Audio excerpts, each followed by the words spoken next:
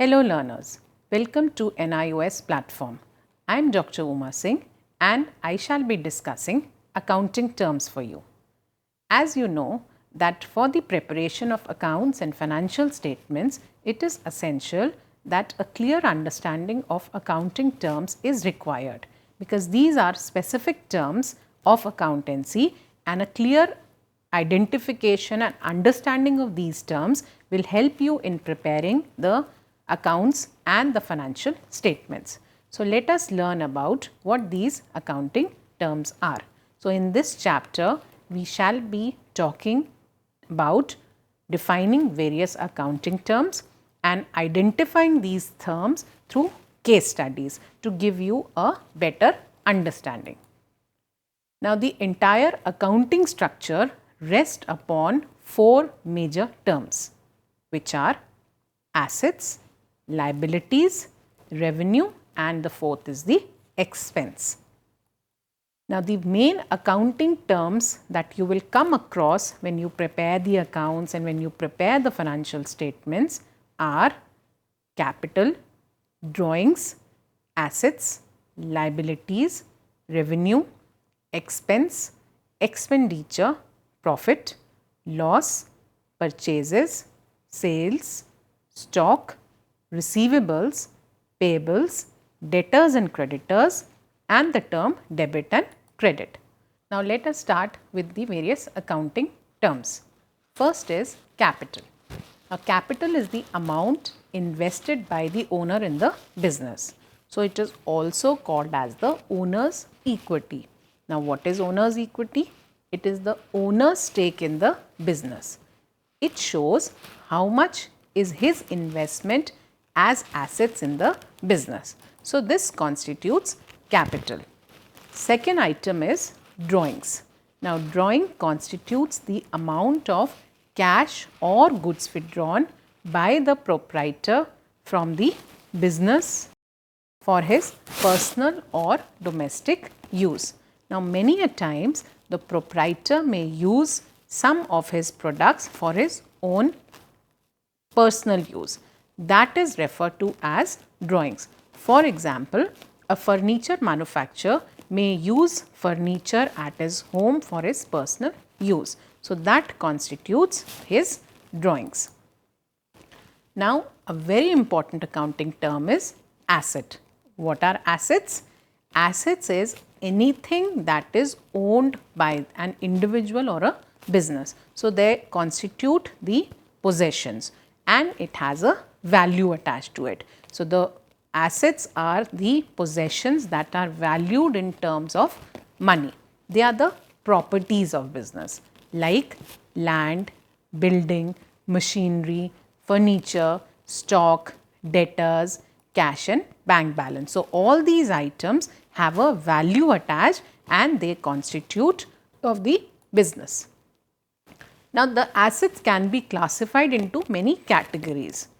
The categories can be fixed assets, current assets, tangible assets, intangible assets and wasting assets. Now, let us learn about the different categories of assets. First is fixed assets.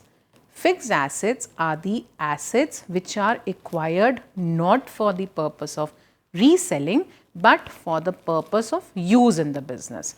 So, their basic objective or purpose is to increase the earning capacity of the business by using them. So, they are deployed by the business for the purpose of generating more revenue and they are not there for sale or disposition in the near future. They are for long term and the business is going to use them for a longer duration of time. So, example of fixed assets can be land, building, machinery, computer, vehicles, furniture, etc. Next is current assets. Another important classification of assets is current assets. So, current assets are those assets which are or which can be converted into immediate cash within a short period of time, and this short period of time is generally 1 year. So, these are the assets that are possessed by the business for a shorter duration like cash in hand, bank balance, debtors, stock, bills receivables, etc. So, these are some of the current assets. Then we talk about tangible assets. So, these are some of the examples of tangible assets: building, machinery, furniture, computer.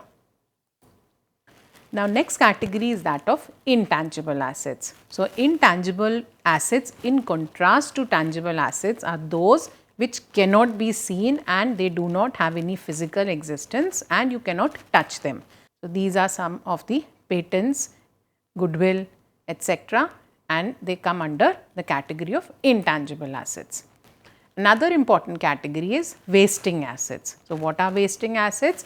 Wasting assets are those assets which are natural resources, that is, they are extracted and consumed as raw materials like mines, oil wells, quarries, etc.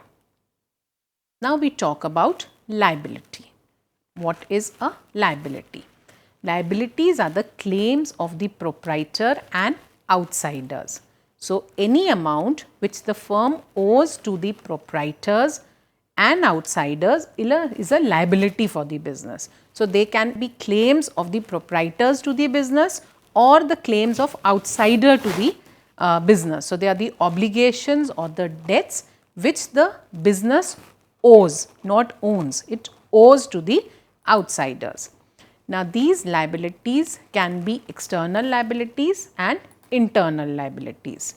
So, what is the difference between an external liabilities and internal liabilities? So, external liabilities, as the name suggests, are those liabilities which the business owes to the outsiders for the goods purchased on credit or for any expenses or loans that have been taken from banks and financial institutions. So, these are the amount which the business owes to the outsiders, either on the creditors or from the banks and financial institutions.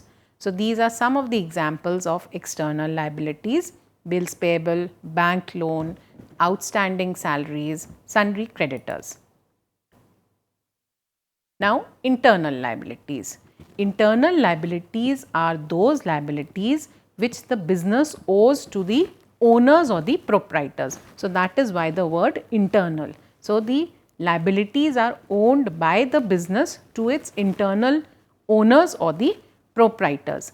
These are the amount contributed by the owners towards the business, and it is constitutes and it is the liability for the business concern. So, the business owes this amount back to the proprietors and the owners. So, these are some of the examples: capital, interest on capital, profits of the business, the undistributed profit, and the reserves and surpluses that it has made over the years. Next accounting term is revenue. Revenue constitutes the inflow of money or other assets that results from sale of goods or services provided or from the use of money. So, it is the amount realized or receivable from the sale of goods. So, it is a reoccurring item, it is a regular item, it is regular in nature and it is concerned with the day-to-day affairs of the business. It should be calculated in the period in which it is earned or it is realized. So, the sources of revenues could be sale of goods, rent received, interest income received, dividend received. These are all categorized and clubbed together as revenue. Then comes the item of expenses. What are expenses? All cost incurred in earning revenue is called as an expense. It refers to the cost which is incurred in acquiring an asset or a service. It is the amount spent in order to produce and sell the goods and services. Example, transportation cost incurred in transferring the raw material. So, some of the items of expenses can be wages, cartage, rent paid for the office or for the factory, insurance premium, etc. Another accounting term is expenditure. Now, expenditure, there is a difference between expense and expenditure. Expenditure we generally relate to the amount spent on the purchase of assets. So, it is used for the purchase of fixed assets, which is going to increase the profit earning capacity of the business. So, the expenditure on the purchase of furniture, machinery, building, land, etc. would be called as expenditure. Next accounting term is profit. What is profit? It is the excess of business revenue over business expense over a period of time. So, it is the difference between the total revenue generated during the period and the cost involved in generating the revenue. So, the difference is referred to as the profit. It is an addition to the owner's equity. In contrast, there is loss.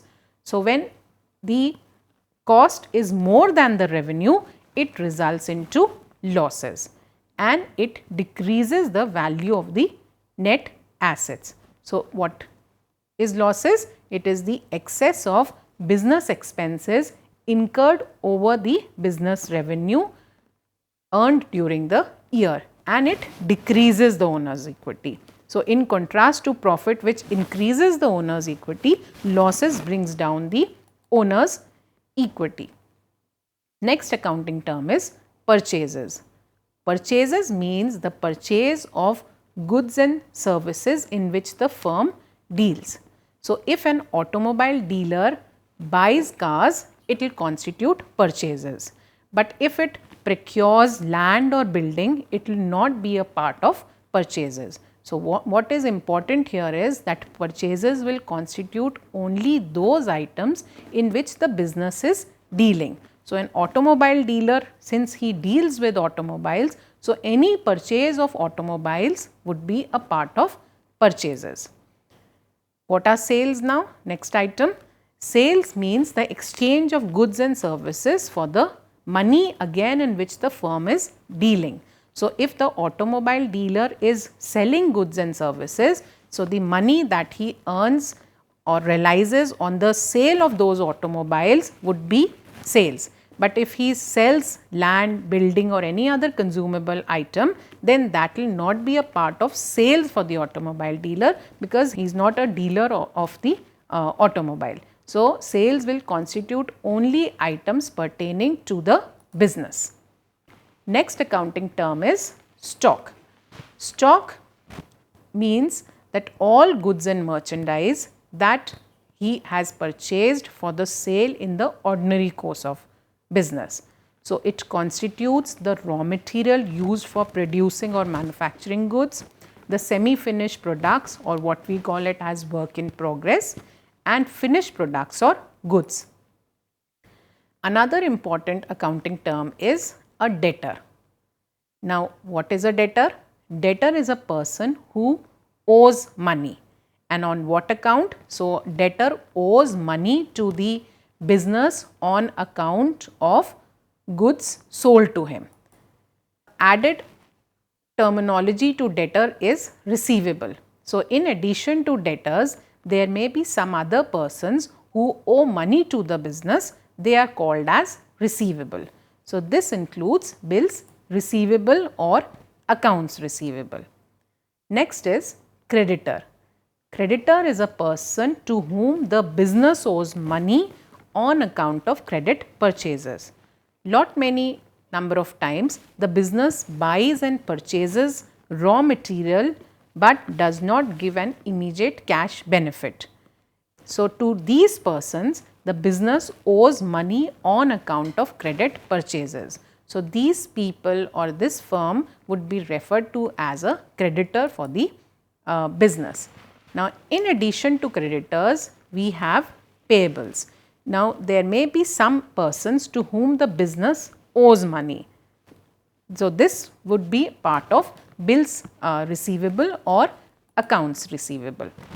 Now, what is debit and credit? Since in accountancy, we follow the concept of dual accounting principle. Dual means double entry. So, in business transactions, all financial or business transactions have two sides. One is a debit side and the other is the credit side. And for a financial transaction, the debit amount should always be equal to the credit amount. Now, double entry bookkeeping. Now, the practice of having equal debit and credit is called as the double entry bookkeeping. Under this system, every transaction has a dual aspect or two aspects. One is the debit aspect and the other is the credit aspect. So, at the time of recording a transactions, we have to be very careful that both these aspects are recorded, the debit aspect as well as the credit aspect, because then only it will equalize the transactions and the double entry system would be systematically followed. Now, let us take a case study to understand the various accounting terms that we have till now discussed. Jaya started a business with cash for rupees 2 lakh on 1st April 2012. He opened a bank account by depositing rupees 50,000 on the same date. On 2nd April 2012, he obtained a loan for rupees 1 lakh from State Bank of India, and on 3rd April 2012, he purchased goods for rupees 70,000 from Ravi on credit. On the same date, he gave a bills payable to Ravi, which will become due after 2 months. So, on this basis, you have to identify the various accounting terms that are associated in the case. So, the first is capital. Now, as you can see that in the case, the person Jay started his business with a cash of 2 lakhs. So, there is a cash balance of 2 lakhs and also the capital for 2 lakhs. We are simultaneously following the double entry system also. So, the cash is there for 2 lakhs and similarly capital is also there for 2 lakhs. Then he opens a bank account by depositing 50,000. So, the bank balance would be 50,000 and then again on the next day he obtains a loan for 1 lakh. So, his bank account increases to 1 lakh and a total becomes 50,000 plus 1 lakh. So, 1,50,000 would be your total bank balance. But apart from that, since he is taking a loan of 1 lakh from State Bank of India, so his liability also increases. So, the liability amount or the loan amount will reflect 1 lakh. Next is he purchased goods from for rupees 70,000 from Ravi. So, one is purchases will increase to 70,000 and similarly now these purchases have been made on credit. So, the business owes 70,000 to Ravi who becomes our creditor. So, we will show 70,000 as the amount for Ravi creditor as a liability, and then there is also a bills payable that have been issued to Ravi for the next two months. So, the bills payable reflect 70,000. So, from this case study, we have been able to identify the various accounting terms that we have just understood. So, capital, bank balance, liability and bills payable. Now, let us take another example to make our understanding more clear. On 12th April 2012, the machinery purchased from Kailash stores on credit for rupees 50,000. On 13th April 2012, he sold goods for cash 12,000 and on credit to Ram for rupees 9,000. On the basis of your knowledge about the various accounting terms that we have just understood, again identify the various terms involved in this case. Now, on the basis of this case study, the various accounting terms that can be identified are that first is an asset has been procured, purchased, that is machinery for rupees 50,000. So, we will have machinery as assets for rupees 50,000 and we are buying it on credit So we will have liability of Kailash Stores reflecting at 50,000. Now he is not a creditor, but it will come as a liability because the business is not dealing in machinery. It is only procuring and buying machinery for the purpose of making goods and services. So this will not, Kailash Stores is not our creditor. He is this is our liability. Next is on 13th April, goods have been sold for cash 12,000 and on credit to Ram for rupees 9,000. Now the goods in which the business is dealing have been sold to Ram. So Ram becomes our debtor for rupees 9,000 and our cash balance increases because we are selling goods on cash. So we will have current assets for cash for rupees 12,000. So on the basis of the case study, you have been able to identify the various accounting terms such as assets in respect of machinery, then liabilities for Kailash Stores, then revenue generated on account of total sales made, the cash as current assets, and then Ram the debtor. So in this chapter we have understood the various accounting terms that will help us and enable us to understand the various accounting procedures as well as how the financial statements are made, and also identify these terms through the case study. Thank you. So in this chapter you have understood the various accounting terms which will enable now you to have a better understanding of the accounting procedures as well as help you in the preparation of the accounting records and finally the financial statements. Also through the case study you have understood that what are the various accounting terms that are involved in the illustration and the case study.